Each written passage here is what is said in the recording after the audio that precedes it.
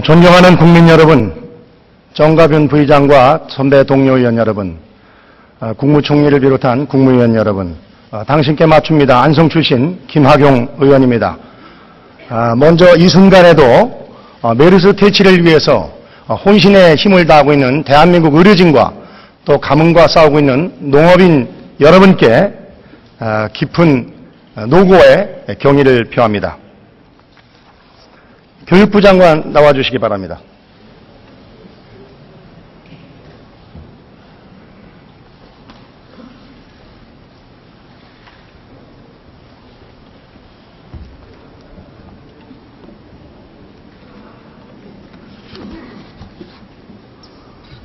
먼저 사진을 봐주시기 바랍니다. 사진은 중앙대학교 서울 캠퍼스 그리고 안성 캠퍼스의 사진인데 제가 저희 보좌진을 6월 16일 화요일 날 거의 같은 시간대에 찍은 사진입니다. 한눈에도 보지만 서울 캠퍼스는 생동감 있게 학생들로 넘쳐나는 데 비해서 안성 캠퍼스는 마치 폐쇄된 그런 캠퍼스 같은 유령 캠퍼스 같은 그런 분위기를 자아내고 있습니다. 지금부터 중앙대학교 안성 캠퍼스가 왜 이렇게 됐는지 또 그리고 2012년도 중앙대학교에서는 무슨 일이 있었는지 제가 하나하나씩 짚어보도록 하겠습니다. 제가 존경하는 우리 부총리님한테 말씀을 드리는 게 아니고 있었던 일에 대해서 말씀을 드리도록 하겠습니다. 2011년 8월 중앙대학교는 중앙대학교 본교 그리고 안성 분교 그리고 서울 종로 평동에 있는 세 캠퍼스를 합해서 하나의 중앙대학교로 출발을 합니다. 다시 사진을 좀 봐주시기 바랍니다. 당시에 2012년 6월 중앙대학교는 서울 캠퍼스 교주의 학부율이 통폐합 승인 조건인 39.9%에 미달을 하자 서울 캠퍼스의 학생전은 190명을 허위로 사문서를 위조해서 안성 캠퍼스에 다닌 것처럼 이렇게 꾸며서 마치 교지가 확보한 것처럼 교육부에 제출을 했습니다. 그런데 이 사실을 교육부의 담당 공무원이 발견하고서 징계를 위해서 현장 실사에 창출을 하자 중앙대 총장 출신의 박범은 당시 전 청와대 교육문화수석은 교육부 사립 대학 제도과에 신속하게 이 단일 교지 승인 문제를 끝내라 이렇게 호통을 치게 됩니다.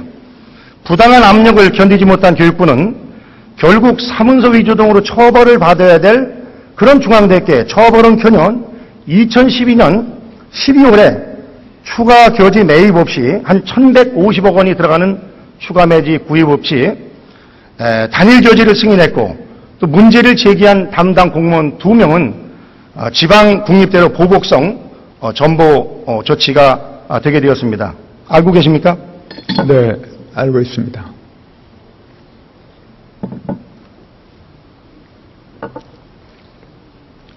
왜 그러면 중앙대학교는 이 사문서 위조까지 해가면서 이렇게 단일교지 승인에 사활을 걸었을까요? 제가 좀 설명을 드리겠습니다. 2008년 5월 두산의 박용성 이사장께서는 중앙대를 인수한 이후에 기업 논리를 철저히 적용해서 안성 캠퍼스를 없애고 서울 쪽으로 이전하고자 하는 그런 노력을 끊임없이 해왔습니다. 예를 들면 첫 번째, 바로 하남에 있는 미군 공여지인 콜벤 부지로다가 캠프 콜본 부지로다가 옮기려고 시도를 했었습니다마는 2009년도 당시 본의원과 그리고 현명한 국토부 공직자에 의해서 국토해양부의 애매모호했던 개발 제한구역 해제 지침이 명확히 바뀜에 따라서 좌절이 되게 됩니다. 그 이후에는 다시 인천 검단으로 눈을 돌려서 MOU를 추결하고 약 2천억 원의 건물을 짓는 비용을 인천시에서 지원을 하고 그리고 토지를 아주 저렴하게 주는 조건을 해서 추진했었는데 이 역시 인천시 재정이 어려워지고 그리고 건설 경기 불황으로 인해서 지난 5월 13일 5년 3개월 만에 무산이 되게 됐습니다. 당시에 2010년 2월 13일 중앙대학교 박범은 총장은 학교 커뮤니티에 올린 글에서 다음과 같이 밝히고 있습니다. 우리 대학은 반드시 안성을 떠나야 발전할 수 있다. 대학의 설립에 발전에 필요한 모든 것이 서울에 집중되어 있는 현실에서 안성이라는 위치의 불리함은 어떤 묘책으로도 극복할 수 없다. 또 5만 평도 안 되는 흑성 캠퍼스는 더 이상 증축이 안 되고 설사 신축이 가능해도 안성과 서울 간의 입학 정원을 바꿀 수는 없다. 때문에 캠퍼스 증축만 한다고 안성의 모든 인원이 흑석동으로 올 수 없다고 이렇게 밝히고 있습니다. 다시 말씀드리면 이미 박범은 총장은 2010년도에 현행 법령으로다가 안성 캠퍼스의 서울 정원 이전이 불가능하다는 것을 알고 있었습니다. 그런데 교육문화수석으로다가 취임한 이후에 자기가 근무하던 학교의 사익을 위해서, 개인의 이익을 위해서, 교육계 전체의 이익을 위해 봉직해야 하는 이 교육문화수석이 한 대학의 발전을 위해서 더군다나 부당한 방법으로 앞장섰다는 이 사실은 정말 있을 수 없고 부끄러운 일이라고 생각해야 되는데 우리 장관께서는 어떻게 생각하십니까? 네, 지금 수사를 마치고 재판 중에 있기 때문에 사실 확정되는 여부를 교육부가 기다리고 있습니다. 그거에 따라서 엄중하게 조치를 하겠습니다. 하나만 더 제가 말씀을 드릴게요. 장관님, 제가 안성에서 늘 이렇게 출퇴근을 하고 있는데 제가 아무리 새벽 6시 20분에 출발을 해서 빨리 달려와도 1시간 10분이 걸리거든요. 그리고 한 포털 사이트를 보면은 빠르면은 1시간 반, 늦으면은 2시간 30분이 소요되게끔 이렇게 돼 있는데 교육부 자료에는 75.8km, 소요 시간은 75분이라고 돼 있습니다. 그런데 당시 중앙대학교가 단일교지 승인 요청서에 낸 자료에 따르면은 서울과 안성이 59km고 그리고 50분이 걸린다고 이렇게 나와 있습니다. 어떻게 생각하십니까? 좀 과장된 면이 있다고 생각합니다. 또 이율 배반적인 게 아까 제가 말씀드린 것처럼 2010년에는 안성과 서울이 멀리 떨어져서 도저히 희망이 없다고 그렇게 얘기를 했는데 이 신청서 내용에 보면요. 서울 평균 통학 시간이 41.2분이고 50분이니까 별 차이가 없으니까 그냥 하나의 교지로 봐도 무방하다. 이렇게 또 색다른 논리를 펼쳤습니다. 이렇게 동일한 사안에 대해서 다른 잣대를 들이대서 되겠습니까?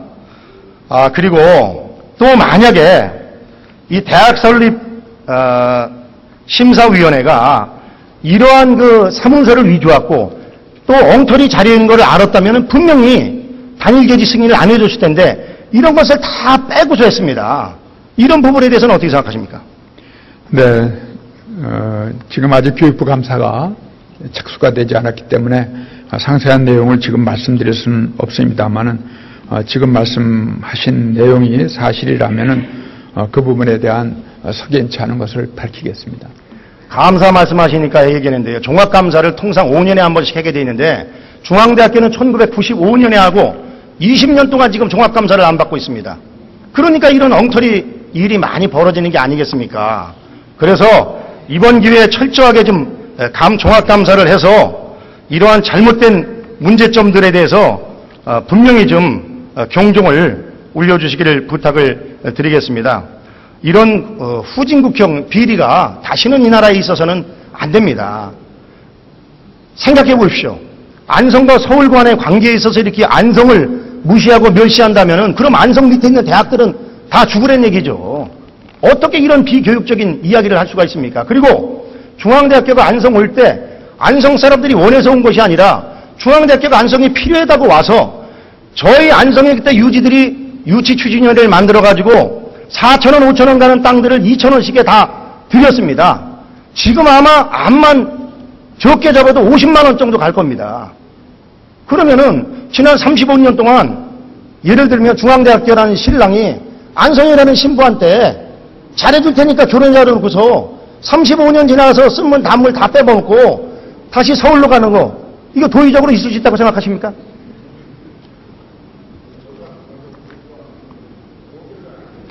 제가 시간이 너무 많이 지나서 생략하고 이 문제에 대해서는 제가 앞으로 교육부 감사 결과 그리고 상임위 국정감사를 통해서 지속적으로 재점검하도록 하겠습니다.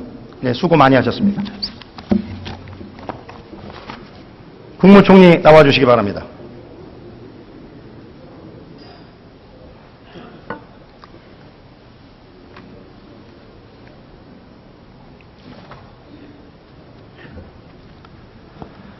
네, 우선 취임을 축하드리고 평소 제가 또 법사 2년 하면서 지켜봤지만 그 훌륭한 역량을 바탕으로 우리 대한민국이 발전할 수 있는데 큰 역할을 해주시기를 기대합니다. 조금 전에 들으신 것처럼 이 중앙대학교는 1970년대 후반에 당시 박정희 대통령께서 수도권 인구 재배치 정책이라는 획기적인 발상을 내서 서울에 있는 대학들을 지방으로 분산시킨 겁니다. 원주에 있는 연대 캠퍼스, 조천에 있는 고대 캠퍼스도 같은 동일한 사안입니다. 저는 솔직히 얘기하면은 그 해안이 놀라울 따름입니다. 지금 혁신도지 뭡니까 세종시 이런 것보다도 훨씬 실효적인 방법이 저는 그 방법이라고 생각이 됩니다. 그리고 그 당시에 많은 특혜를 줬는데 그런 특혜를 입어서 만드는 대학을 반대로다가 서울의 인구를 학생을 이동해가지고 늘린다. 지금 중앙대학교가 한 10,000명 정도 있었던 안성 캠퍼스가 지금 현재 한 6,900명으로 줄어들었습니다. 그리고 유령도 비십니다. 왜냐하면 한 1,000여 명은 또 어차피 서울 올라가다가 서울서 공부하죠. 그리고 나머지 애들 한 하루 이틀만 안성에 오고 나머지는 다 서울에 다니고 있습니다. 그래서 제가 이렇게 안성 캠퍼스 뒤에 내리마을 가면은 상인들이 그래요. 아, 의원님, 애들이 이렇게 안 보여요. 애들이 왜 이렇게 안 보이는지 모르겠어요. 그래서 전 그때 무슨 얘기인지 모르겠어요. 이렇게 편법으로다가 애들을 다 서울로 데려가고 있는 애들도 서울에서 공부를 하게 하니까 안성 캠퍼스가 이 유령 도시가 됐던 겁니다. 그래서 다시는 이런 국가 정책에 반하고 또 비교육적인 후진적 행태가 금지되도록 우리 총리께서 각별히 좀 유념해 주시기를 부탁을 드리겠습니다. 네, 의원님 말씀과 차관 사항에 공감하는 부분이 많기 때문에 그 부분에 관해서도 잘 챙기도록 그렇게 하고 이 사건도 일정 시간이 되면 철저하게 좀 감사 등을 통해서 진상을 파악해서 지금 이제 기소가 되어 있는 걸로 알고 있습니다만 그 이후에 다른 조치들이 필요한지 부처와 함께 검토하도록 하겠습니다. 네, 감사합니다. 제 개인적인 생각이지만 우리나라가 해결해야 될 문제들이 정말 산적돼 있지만은 이 인구 정책과 관련해서는 크게 3가지 문제가 있다고 생각이 됩니다. 이 초저출산 문제, 그리고 고령화 문제, 그리고 이 다문화 가정 문제인데요. 정부에서도 그 심각성을 알고 2005년도에 저출산 고령사회위원회를 발족을 했고 2006년부터 123조의 예산을 투입을 했습니다. 그러나 결과는 솔직한 얘기로다가 실패입니다. 왜냐? 여전히 합계 출산율 1.19로 OECD의 최하위 수준이고 또 그리고 고령화 역시 대단히 지금 깊어가고 있고 그럼에도 불구하고 노인들의 상대적 빈곤율 그리고 자살률이 OECD 국가 중에 가장 선두를 달리고 있습니다. 지금 실질적으로 저는 이 고령화 사회도 이미 지금 초고령 사회로 접어들었다고 생각이 됩니다. 대도시를 봐서는 아니지만은 시골에 가면은 깜짝 놀랄 일이 많이 있습니다. 저희 집사람이 연초에 제가 바쁘니까 저 대신해서 이렇게 경로당 안성에 있는 500군데 이렇게 시간 되는 데로다가 다녀봤는데 한 경로당을 갔더니 3분의 할머니가 계시는데 한 할머니가 이렇게 불편한데 싱크대에 기대서 설거지를 하고 있어서 우리 집사람이 물어봤답니다. 아니 할머니 몸도 불편하신데 왜 이렇게 설거지를 하시냐 그랬더니 나머지 2분이 92세고 본인이 89세라 막내라 어쩔 수 없어서 자기가 설거지를 한다고 이런 이야기를 지금 할 정도입니다. 그래서 이것이 지금 우리가 초고령사회에 왔다고 생각하고서 정책을 펴야지 예를 들어서 지금 수치상으로다가 노인 인구가 20%가 전체적으로 안 됐다고 이거를 정책을 고령사회에 준해서 피는 거는 문제가 있다고 생각이 됩니다. 그리고 저는 총리님께 한 가지 정말 부탁드리고 싶은 거는 총리께서 할 일이 많지만은 총리를 그만두고 나셨을 때 대한민국의 저출산 문제를 해결한 총리로 이 국민들로부터 인정받으시는 그런 총리가 되기를 간곡히 부탁을 드립니다. 왜냐면은 사람이 있어야 뭐가 하는 거지 지금 이런 출산율로 가면은 나라 자체가 붕괴가 되게 됩니다. 그래서 기존의 이런 적당한 그런 정책보다는 정말 파격적인 정책을 제시하고 그리고 지금 유명무실한 위원회에 맡겨둘 것이 아니라 제가 보니까 2005년에 만들어서 11번인가 회의했는데 이것도 다 서면으로 결과 보고해가지고 있으나만 한 겁니다. 그래서 이거를 총리께서 직접 진두지휘하고 후견인이 돼가지고 각부 주무 장관들을 독려하고 또 회의에 직접 참석하셔서 특단의 대책을 세워주시기를 부탁을 드리겠습니다. 총리 의견을 밝혀주시기 바랍니다. 의원님 걱정하시는 것처럼 그 저출산 문제 또 고령화 문제는 상당 기간 전부터 정부와 국민들의 걱정거리였었습니다. 그것을 개선하기 위해서 많은 노력을 했는데 의원님 말씀하시는 것처럼 가시적인 성과가 없습니다. 저출산은 세계 가장 최고의 수준을 계속 유지하고 있고 고령화도 이렇게 진전이 되고 있는데 뚜렷한 이런 체감되는 성과가 없기 때문에 많은 고민들을 하고 있습니다. 지금 의원님께서 말씀해 주신 그런 부분들에 대해서도 제가 좀 심각한 문제라고 생각을 하고 부처 장관들과 함께 또 이 문제에 관해서는 민간에도 많은 생각을 하시는 분들이 계시기 때문에 이분들의 의견을 잘 수렴해서 정말 좀 바뀌어줄 수 있도록 그렇게 애를 써보겠습니다. 제가 여러 가지 아이디어가 있는데 시간 관계상 추후 다시 말씀을 드리기로 하겠습니다. 수고하셨습니다. 들어가셔도 좋겠습니다. 다음 법무부 차관 나와주시기 바랍니다.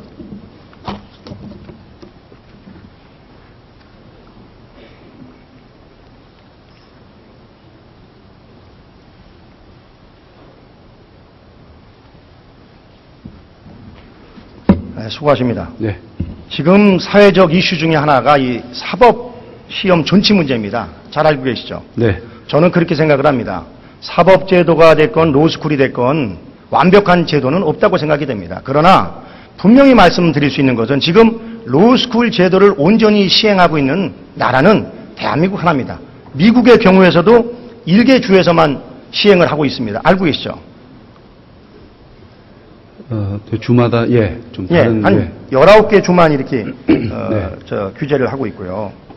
그래서 저는 그렇게 생각을 합니다. 이 변호사 시험이라는 게 결국은 국민 자격 시험인데 그렇다고 하면은 최소한도 어떤 국민에게도 평등하게 시험을 볼 수 있는 기회는 주어야 되지 않겠냐 그런 생각을 가지고 있습니다. 그래서 이런 측면에서 우리 법무부에서도 지금 현재 시행한 지 한 7년밖에 지나지 않았기 때문에 여러 가지로 고심이 많으신 걸로 알고 있는데 이 로스쿨과 그리고 사법시험이 같이 병행해서 실시가 돼가지고 대한민국의 좀 더 우수한 법조 인재를 양성할 수 있도록 그렇게 좀 도와주시기를 부탁을 드리겠습니다. 네, 답변 드리겠습니다.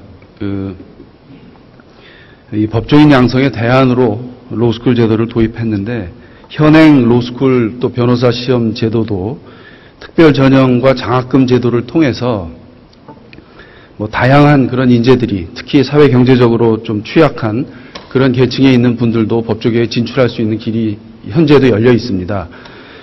통상 전체 정원의 한 6% 정도, 매년 한 7, 8명 되는 분들이 이 특별 전형으로 선발이 되고 있고 이분들에 대해서는 전체적으로 한 95% 정도가 장학금으로 운영이 되고 있습니다. 이 사법시험 4회까지 이런 그 특별 전형을 통해서 들어온 분들이 334명 정도가 지금 변호사 시험에 합격을 하고 있습니다. 지금 말씀하신 것과 같은 취지에 충분히 공감하고 있고요. 사법시험 존치나 또 예비시험 도입, 또 이 로스쿨 제도의 개선 그런 다양한 의견들이 제기되고 있어서 충분히 검토하도록 하겠습니다. 네, 감사합니다. 지금 우리 사회가 그 소위 부, 명예, 권력이 고착화되는 그런 사회로 가는 것에 대해서 대단히 우려의 목소리가 많습니다. 사회적 유동성이 합리적으로 확보될 수 있는 그런 방법에 최선을 다해 주시길 부탁을 드리겠습니다. 네, 검토하도록 네, 하겠습니다. 경청해 주셔서 고맙습니다.